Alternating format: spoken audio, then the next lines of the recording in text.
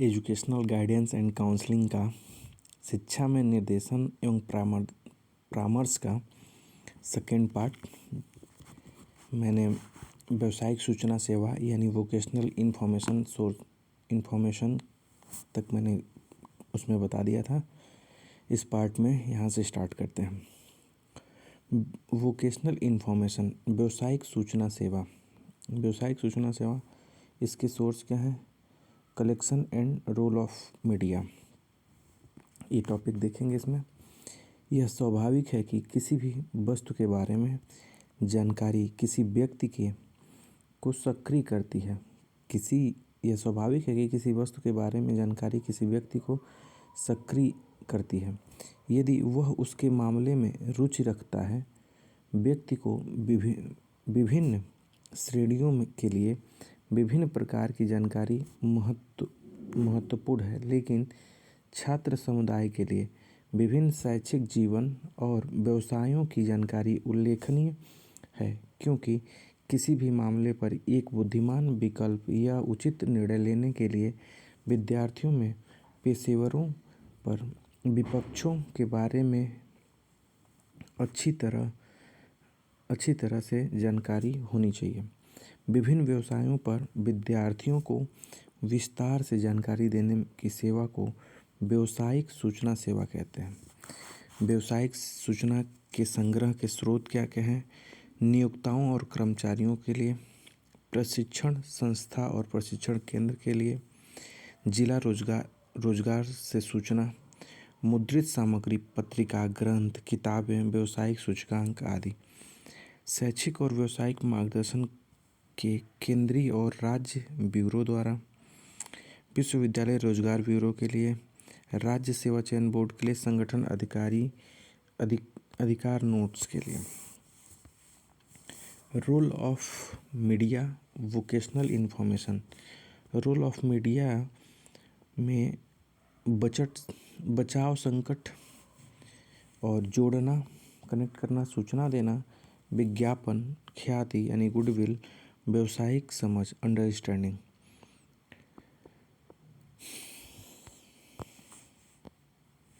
Counselling as a service of guidance. निर्देशन की सेवा के रूप में परामर्श। निर्देशन के अंतर्गत परामर्श एक आयोजित विशिष्ट सेवा है। यह एक सहयोगी प्रक्रिया है। इससे परामर्शदाता साक्षात्कार एवं प्रेषण के माध्यम से सेवार्थियों के निकट जाता है, उसे उसकी शक्ति व सीमा के बारे में सही बोध कराता है। विल्ली एंड्स के अनुसार परामर्श पारस्परिक रूप से अधिगम की प्रक्रिया है। परामर्श क्या है? पारस्परिक रूप से अधिगम की प्रक्रिया है। इस प्रक्रिया में यह सहायता प्राप्त करने वाले सेवार्थी होते हैं तथा दूसरा सहायता प्रदान करने वाले प्रशिक्षित व्यक्ति होते हैं। महत्व क्या है? पहला, परामर्श सेवार्थी को सेवा की स्वयं की संभावनाओं पर विचार करने एवं आत्म मूल्यांकन करने हेतु सहायक होती है। छात्र को सही निर्णय लेने हेतु परामर्श द्वारा सहायता प्रदान की जाती है। अगला है व्यावसायिक तथा शैक्षिक परिस्थितियों को अधिक उद्देश्यपूर्ण एवं सामंजस्यशील बनाने की दृष्टि से भी परामर्श का महत्व है। अगला है चौथा है, एक व्यक्ति द्वारा दूसरे व्यक्ति की भूमिका का विकास करने का अत्यंत महत्व है। परामर्श की प्रक्रिया जो है, परामर्श मुख्य रूप से 3 प्रकार से है।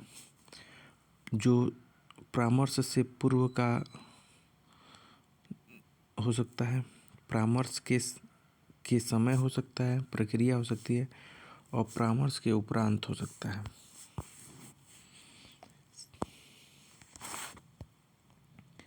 स्थापन सेवा। स्थापन सेवा का अर्थ होता है कि छात्र की योग्यता, क्षमताओं तथा गुणों के अनुसार उपयुक्त स्थान दिलाया जाए, जिससे वह सुगमता से समायोजन करके उसे सफल हो सके, समायोजन करके सफल हो सके।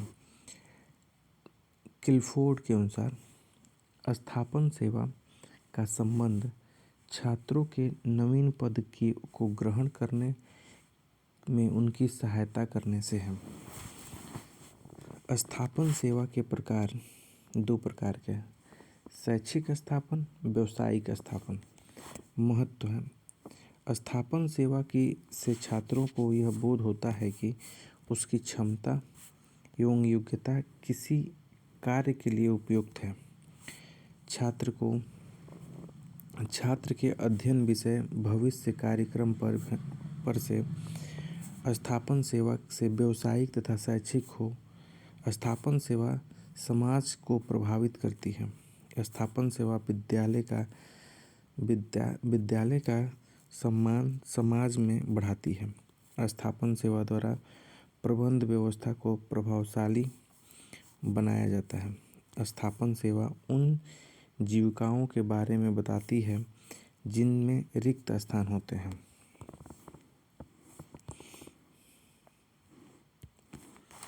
अनुगामी सेवा, फॉलो अप सर्विस। अनुगामी सेवा द्वारा कार्यक्रम की सार्थकता तथा वैधता ज्ञात की जाती है। जिस प्रकार एक डॉक्टर रोगी का निदान करके जो औषधि देता है, 2 या 3 दिन बाद उस दवा को रोगी पर प्रभाव के विषय में पूछता है। डॉक्टर का कार्य रोगी का निदान करना तथा औषधि देने तक ही सीमित नहीं होता है, अपितु उसकी दवा से रोगी का क्या प्रभाव हुआ, इस कार्य की अनुगामी कार्य करते हैं। अनुगामी सेवा निर्देशन तथा परामर्श का मूल्यांकन तथा सुधारात्मक सोपान। प्रथम अवस्था, अब ये फॉलो अप सेवा, अनुगामी सेवा, फॉलो अप सर्विस में तीन स्टेज हैं, जिसमें 3 अवस्थाएं हैं, प्रथम अवस्था, द्वितीय अवस्था और तृतीय अवस्था। जिसमें निर्देशन परामर्श सेवा, ठीक, अस्थापन सेवा, अनुगामी सेवा। अब इसमें जो इसके ग्राफ है, इसका होल ग्राफ है। अध्ययन विषय का चयन करना, रोजगार का चयन। इसमें क्या है, विषय का अध्ययन करना, रोजगार में नियुक्त, अध्ययन विषय या रोजगार में से संतुष्ट, और इसमें अध्ययन विषय में दक्षता तथा कुशलता, ये तीनों एक दूसरे से जुड़े हैं। सुधार के लिए दिशा मिलती है, दिशा होगा यहाँ पे, दिशा मिलती है, पोषण और निदान भी होता है। शोध सेवा के लिए इसमें क्या है, परामर्शदाता और शिक्षक निर्देशन कार्यक्रम का मूल्यांकन करते समय कई समस्याओं को और भली भांति समझने के लिए अनुसंधान की आवश्यकता पड़ती है, किंतु अनुसंधान संबंधी कार्यवाही विद्यालय अपना सकते हैं जो पर्याप्त मात्रा से संसाधन संपन्न होते हैं और जिसके पास पर्याप्त परीक्षा, निर्देशन, कर्मचारी आदि आर्थिक साधन उपलब्ध होते हैं। अनुसंधान कार्य के द्वारा विद्यालय निर्देशन की विभिन्न सेवाओं तथा संपूर्ण निर्देशक कार्यक्रमों का अत्यंत सही और शुद्ध मूल्यांकन कर उनकी आवश्यक सुधार ला सकते हैं। सोपान इसके जो है, शोध सेवा के लिए निम्नलिखित सोपान है। पहला है समस्या का परिभाषीकरण करना, कल्पना स्थापन, योजना बनाना, तथ्य संग्रह, तथ्य विश्लेषण और निष्कर्ष, ये सोपान है। शोध सेवा के क्या है, शोध सेवा के सोपान।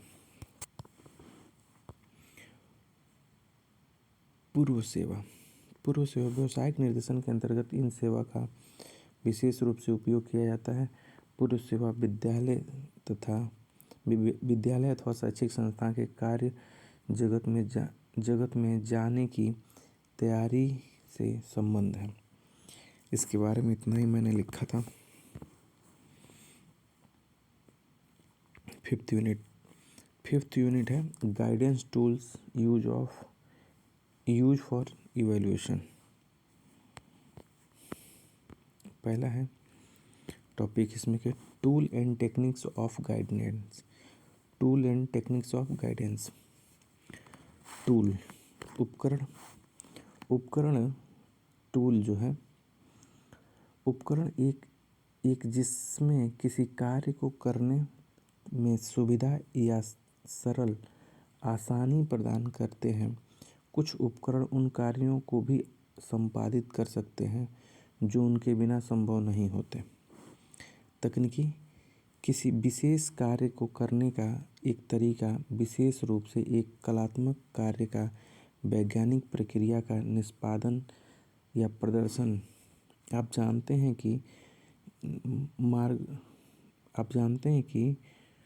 मार्गदर्शन और निर्देशन में बहुत प्रकार के उपकरणों तथा प्रविधियों का प्रयोग करके हम बालक के विषय में सूचना एकत्रित करते हैं तथा इन सूचनाओं के आधार पर ही परामर्श और प्रत्येक बालक की आवश्यकता अनुसार परामर्श देते हैं।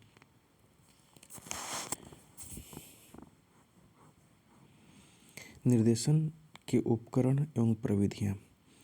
निर्देशन के उपकरण एवं प्रविधियाँ प्रमापीकृत अप्रमापीकृत। जो प्रमापीकृत हैं बुद्धि प्रकृति परीक्षण है, व्यक्ति परीक्षण है, रुचि परीक्षण है, अभिरुचि योग्यता है, परीक्षण है, उपलब्धि है। जो अप्रमापीकृत हैं प्रश्नावली है, आकस्मिक निरीक्षण है, निर्धारण मानदंड है, आत्मकथा है, अवलोकन है, साक्षात्कार है। जिसमें प्रमापीकृत और अप्रमापीकृत वो हैं। प्रमापीकृत का मतलब और अप्रमापीकृत, जिसमें अब इसमें क्या है, इसके अलग अलग प्रकार हैं निर्देशन को देने के लिए, जिसमें किसी एक मेथड का उपयोग किया जाता है, जैसे व्यक्ति परीक्षण, बुद्धि परीक्षण, ये सारी चीज़ें जो रुचि परीक्षण, ये सारी चीज़ें हैं। बट ये प्रश्नावली है और आत्मकथा है, अवलोकन है, साक्षात्कार है। ये किसी अब साक्षात्कार में कोई मेथड का यूज कर लेगा इंसान, इसलिए वो उसका कोई प्रमाप नहीं हो, इवेल वैसे ही किया जाएगा। यूज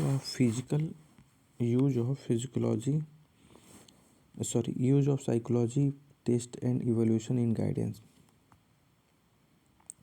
मनोवैज्ञानिक मूल्यांकन एवं मनोवैज्ञानिक परीक्षण किसी व्यक्ति के व्यवहार का मूल्यांकन करने के लिए गठित मौखिक या लिखित परीक्षण है।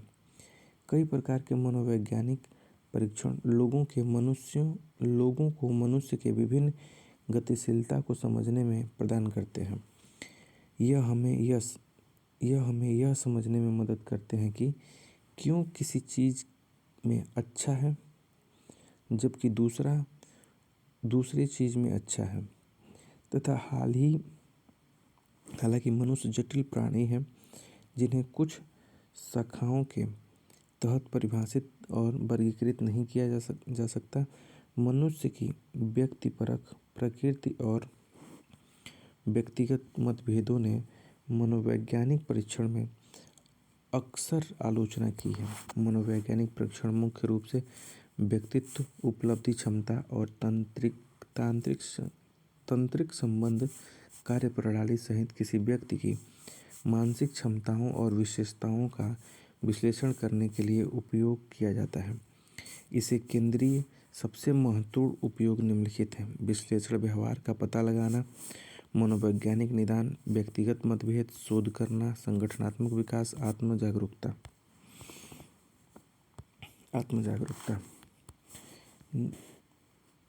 इवैल्यूएशन, गाइडेंस, निर्देशन मार्गदर्शन कार्यक्रम का मूल्यांकन, सर्वेक्षण, केस स्टडी और प्रयोग जैसी विधियों का।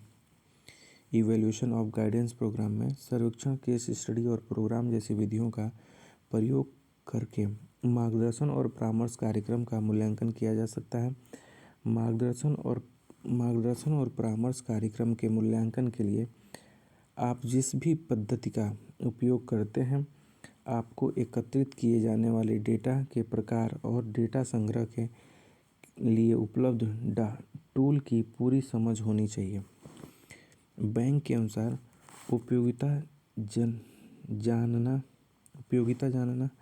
उपयोगिता और प्रभाविता की ज्ञान होना, लक्षित समूह के संतुष्टि के स्तर का पता लगाना, कई छात्र समूह के विश्लेषण के द्वारा बाधा को समझना, प्रगति के अनुरूप क्रियान्वयन होना। निर्देशन कार्यक्रम का आयोजन शैक्षिक संस्थाओं में छात्र केंद्रित एक समूह गतिविधि होता है। इस प्रकार के आयोजन के शैक्षिक प्रक्रिया का अभिन्न अंग माना जाता है, जहां छात्र विभिन्न प्रकार के कैरियर से संबंधित अवसरों से परिचित होते हैं। मार्गदर्शन आयोजन प्रक्रिया एक सहगामी गतिविधि होती है जिसमें छात्र की क्षमताओं को निखारने एवं अभिव्यक्त करने के लिए डिजाइन किया जाता है। इसमें छात्र की विभिन्न प्रकार की सेवाओं से अवगत कराया जाता है। निर्देशन कार्यक्रम के उद्देश्य या आवश्यकता। निर्देशन कार्यक्रम के उद्देश्य क्या है? पहला, उद्देश्य भी कह सकते हैं, आवश्यकता भी कह सकते हैं। छात्र को भिन्न भिन्न प्रकार के परीक्षणों, साक्षात्कार, कौशल आदि के बारे में जागरूक करना। दूसरा, संस्थागत मानव संसाधनों में के सहयोग में सहायता प्रदान करना। माइक्रो और मैक्रो स्तर पर विशिष्ट, माइक्रो मतलब स्कूल स्तर पर, मैक्रो मतलब विश्वविद्यालय स्तर पर विशिष्ट मार्गदर्शन प्रदान करना। माइक्रो छोटा हो गया, मैक्रो हो गया बड़ा। उद्योग जगत में तेजी से हो रहे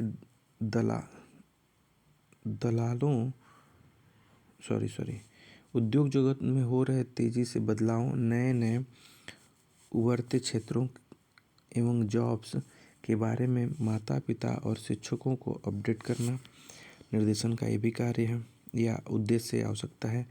अगला है, विभिन्न परीक्षाओं से संबंधित अलग अलग तरह के भय और फोबिया से बचने एवं उन पर काबू पाने में छात्र की सहायता करना। छात्र को उनकी ताकत और कमजोरी पहचानने में मदद करना, ये भी है इसका उद्देश्य। भविष्य की चुनौतियों के लिए तैयार करना। अगला है, विद्यार्थी को राष्ट्र निर्माण में भूमिका। अगला टॉपिक है techniques of evaluation, unit of evaluation. Techniques of evaluation, utility of evaluation. मूल्यांकन की तकनीकी और उपयोगिता। मूल्यांकन की प्रक्रिया पूर्ण रूप से मनोवैज्ञानिक होती है। मूल्यांकन की प्रक्रिया क्या होती है? पूर्ण रूप से मनोवैज्ञानिक होती है। इसलिए मूल्यांकन हेतु जो भी विधि अपनाई जाती है वह प्रत्येक प्रकार से स्पष्ट होनी चाहिए। यह विधि अस्थायी और वस्तुनिष्ठ भी होनी चाहिए। इसका आधार मापन की क्रिया होनी चाहिए। इसके अतिरिक्त यह भी आवश्यक है कि मूल्यांकन की विधि बालकों के स्तर के अनुरूप होनी चाहिए। इसका वैध होना भी आवश्यक है। राइट स्टोन के अनुसार मूल्यांकन अपेक्षित रूप से नवीन प्रविधि है जिसका उपयोग मापन की घटनाओं को परंपरागत परीक्षणों और परीक्षाओं की अपेक्षा अधिकाधिक व्यापक रूप से व्यक्त करने के लिए किया जाता है। मूल्यांकन की प्रविधि निम्न है: निरीक्षण प्रविधि, साक्षात्कार प्रविधि, प्रश्नावली प्रविधि, जांच प्रविधि, अभिलेख विधि और छात्र द्वारा निर्मित वस्तु परीक्षण विधि, व्यक्तिगत अध्ययन विधि और व्यक्ति इतिहास विधि। उपयोगिता इसके क्या क्या है? उपयोगिता है, मूल्यांकन की सहायता से अध्यापक बच्चों की रुचियों, उपयोगिताओं, क्षमताओं, व्यक्तित्व, सामर्थ्य, कमियों को पहचान कर उन्हें मार्गदर्शन प्रदान करते हैं। उनकी उपयोगिता निम्न प्रकार है। मूल्यांकन शैक्षिक प्रक्रिया में अत्यंत उपयोगी एवं महत्वपूर्ण है। विभिन्न विषय की कमजोरी की जानकारी हेतु छात्र की कक्षा की उन्नति प्रदान करते समय मूल्यांकन का विशेष महत्व। उपचारात्मक शिक्षण के लिए मूल्यांकन द्वारा छात्र की व्यक्तिगत भिन्नता का ज्ञान होता है।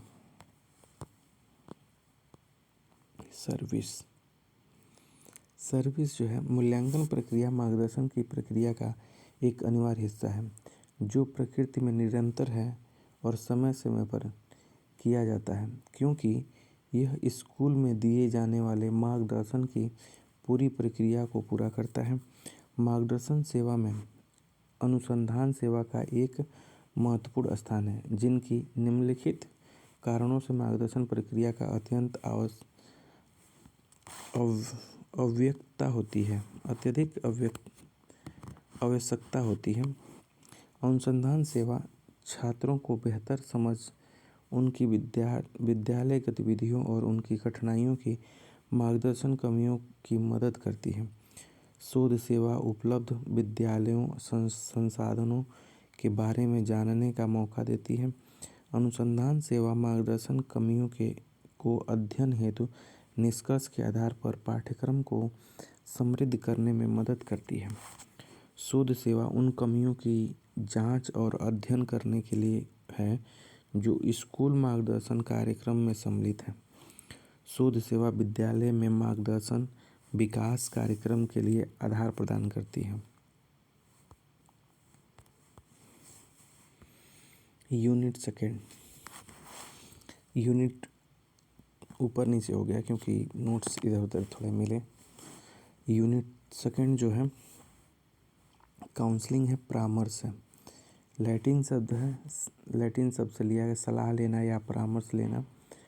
परामर्श दाता को काउंसलर कहते हैं और परामर्श प्रार्थी को क्लाइंट कहते हैं। परामर्श एक प्राचीन शब्द है और शब्दों को परिभाषित करने का प्रयास प्रारंभ में ही किया गया है। काउंसलिंग को हिंदी में परामर्श कहा जाता है। यह एक ऐसी प्रक्रिया है जो दो लोग शामिल होते हैं। एक व्यक्ति जिसे अपनी समस्या का समाधान चाहिए और दूसरा व्यक्ति आपका एक्सपर्ट या मनोचिकित्सक हो सकता है। परामर्श व्यक्ति की चिंता, अवसाद, परिवार समस्या, रिश्ता, तलाक आदि समस्या बाहर निकालने में मदद करता है। परामर्श निर्देशन का अंग या भाग है। परामर्श निर्देशन का अंग या भाग है। काउंसलिंग या परामर्श का तात्पर्य परामर्श केवल उन लोगों के लिए फायदेमंद है जो चिंता व तनाव या आत्मविश्वास की कमी हो। परामर्श व्यक्ति के विचारों को अच्छे से प्रकट करने और अपने लक्ष्य को केंद्रित करने में मददगार साबित हो सकती है। परामर्श छात्रों के कैरियर की समस्या व रिश्ते में गड़बड़ी को मजबूत करने में मददगार होता है। पूछताछ, परस्पर तर्क वितर्क या विचार कर परस्पर आदान प्रदान ही परामर्श कहलाता है। ये परिभाषा है। स्ट्रॉन्ग के अनुसार परामर्श प्रक्रिया समस्या समाधान का सम्मिलित प्रयास है। ये क्या है? यह सम्मिलित प्रयास है। E.G. जोन्स के अनुसार परामर्श की प्रक्रिया में जब तक सेवा प्राप्त करने वाला स्वयं इच्छा से भाग नहीं लेता, परामर्श सफल नहीं होता। E.G. जोन्स के अनुसार कह रहे हैं परामर्श की प्रक्रिया में जब तक सेवा यानी जिसको परामर्श दिया जा रहा है वो भाग नहीं लेता, वो स्वयं इच्छा से भाग नहीं लेता, परामर्श सफल नहीं होता। इसकी विशेषताएं हैं, यह समस्यात्मक होती है, वार्तालाप पर आधारित है, परस्पर विश्वास है, सहायता सेवा है, सौहार्दपूर्ण वातावरण है, व्यावसायिक वेश है, व्यक्तिगत प्रक्रिया है, प्रार्थी केंद्रित व्यवस्था है, आत्मविश्वास का विकास होता है, समस्या समाधान के लिए है। ये त्रिध्रुवी प्रक्रिया है। ये क्या है? त्रिध्रुवी प्रक्रिया है। कौन सा? क्या? परामर्शदाता होता है, प्रार्थी होता है, लक्ष्य होता है। यहाँ पे लक्ष्य होता है, कोई एक लक्ष्य होता है। ये तीन काउंसलिंग के डायग्राम।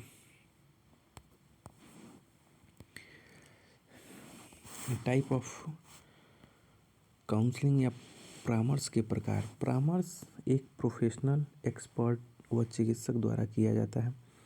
विभिन्न क्षेत्र में परामर्श के आधार पर मदद करते हैं। परामर्श के निम्न प्रकार हैं: career council, relationship counsellor, marriage counsellor, psychologist counsellor, behavioural इसके एक तरफ से इसके एक और भी है: निदानात्मक परामर्श, मनोवैज्ञानिक परामर्श, छात्र परामर्श, धार्मिक परामर्श, सामाजिक परामर्श, शैक्षिक परामर्श, वैवाहिक परामर्श, व्यावसायिक परामर्श, व्यक्तिगत परामर्श और व्यक्तित्व परामर्श, व्यक्तिगत या सामूहिक परामर्श। ये अलग अलग प्रकार हमको जैसे जैसे मिलते गए, हम पढ़ते गए तो लिखते गए, इसमें से जो याद आए वो लिखने के लिए। परामर्श के प्रकार और भी हैं। आमने सामने महत्वपूर्ण होते हैं क्योंकि भावनाएं प्रकट होती हैं और समझने का विशेष मौका मिलता है। व्यक्ति या समूह भी परामर्श के प्रकार। व्यक्तिगत या समूह में भी परामर्श लिए जाते हैं, जैसे संदीप माहेश्वरी देते हैं। टेलीफोन काउंसलिंग से भी होता है। परामर्श के सिद्धांत। परामर्श देना कोई सामान्य कार्य नहीं है। इसके लिए कुछ सिद्धांतों को अपनाना आवश्यक हो जाता है।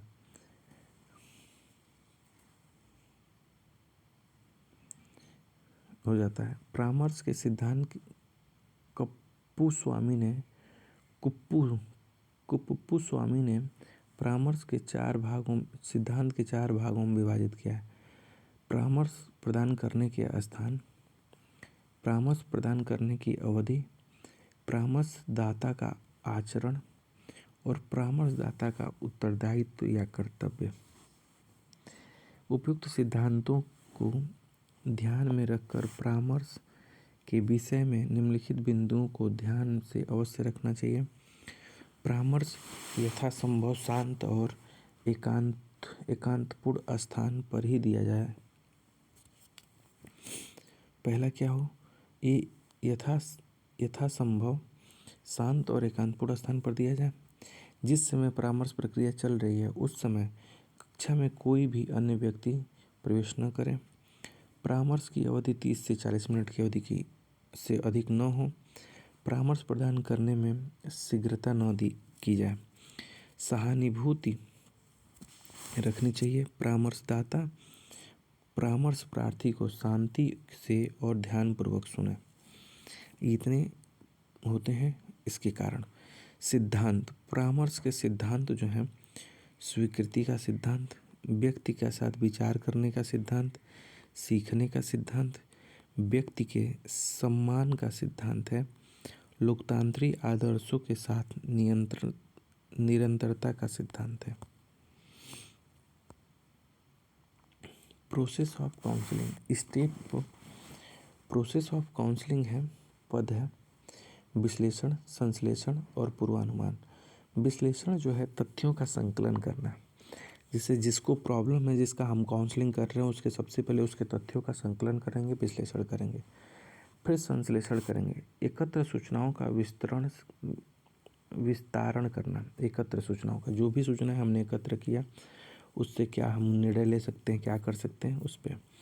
और फिर पूर्वानुमान, निष्कर्ष पर पहुंचना या निदान करना, फिर सुझाव देना। परामर्श के प्रकार मुख्य रूप से 2 हैं: निर्देशात्मक और अनिर्देशात्मक। निर्देशात्मक में हम किसी विशेष को निर्देश देते हैं। परामर्शदाता अत्यधिक क्रियाशील, परामर्शदाता केंद्रित है, वातावरण नियंत्रित रहता है, समाधान एवं उत्तरदायित्व परामर्शदाता पर होता है, समय कम लगता है, यह समस्या महत्वपूर्ण है। इसमें समस्याओं को महत्वपूर्ण है। अनिर्देशात्मक सेवार्थी है, परामर्श प्रार्थी अधिक क्रियाशील होता है। इसमें अनिर्देशात्मक में परामर्श प्रार्थी केंद्रित होता है, स्वतंत्र वातावरण होता है, समाधान व उत्तरदायित्व परामर्श प्रार्थी पर होता है, समय अधिक लगता है, व्यक्ति महत्वपूर्ण होता है।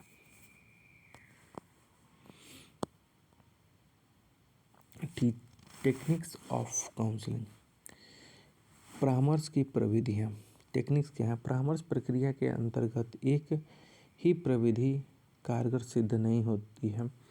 परामर्श कार्य सफलतापूर्वक पूरा करने के लिए उपर्युक्त प्रविधि का प्रयोग करना पड़ता है।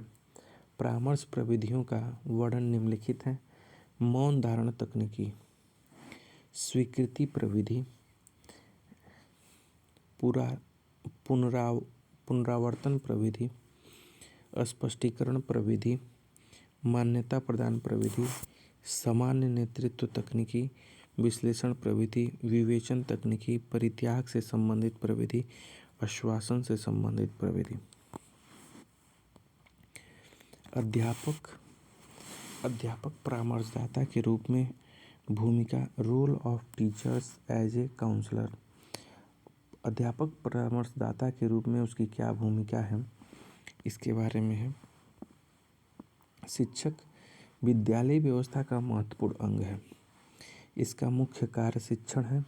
शिक्षण के दौरान वह अनुशासन बनाए रखता है और अध्यापक परामर्शदाता के रूप में भूमिका निम्न प्रकार से हो सकता है। पहला, मेलजोल बढ़ाता है। छात्रों को स्वयं को अभिव्यक्ति का अनुमति देता है। गैर निर्णायक रहे। भावनाओं का एकरूपता का होना उसकी भूमिका है। पूर्ण रूप से गोपनीयता बनाए रखें। अच्छे परामर्शदाता के लक्षण। अच्छे परामर्शदाता के लक्षण है। Characteristics of good counsellor. परामर्शदाता एक तरह के विद्यालय में परामर्श विशेषज्ञ होते हैं। उनका मुख्य कार्य परामर्श एवं परीक्षण होता है। परामर्शदाता निर्देशन कार्यक्रम का प्रमुख व्यक्ति यही है। रूथ स्ट्रॉन्ग के अनुसार परामर्शदाता एक माली की भांति है। रूथ स्ट्रॉन्ग के अनुसार परामर्शदाता एक माली की भांति है जो मिट्टी तैयार करता है तथा प्रत्येक पौधे को स्वयं उगने में सहायता करने के प्रत्येक कार्य करने को उत्साहित करता है। इसके लक्षण फर्स्ट क्या है? कैरेक्टरिस्टिक्स क्या है? बौद्धिक क्षमता का विकास अधिक मात्रा में होनी चाहिए। व्यक्तियों का सहानुभूतिपूर्ण और वैशेषिक ज्ञान, विस्तृत सामान्य ज्ञान और विस्तृत रुचियाँ, स्थिर एवं भली भांति समायोजित व्यक्तित्व, सामाजिक और आर्थिक दशाओं एवं उनके प्रभाव का ज्ञान, छात्रों एवं साथी कर्मचारियों को प्रेरणा देने की योग्यता, व्यक्तिगत एवं सामाजिक संबंध स्थापित करना की योग्यता, कक्षा की परिस्थितियों एवं शिक्षण के उत्तरदायित्व का ज्ञान, व्यवसाय का कार्य करने की शर्तों का ज्ञान, अन्य व्यक्तियों के साथ सहकारिता के आधार पर कार्य करने की योग्यता।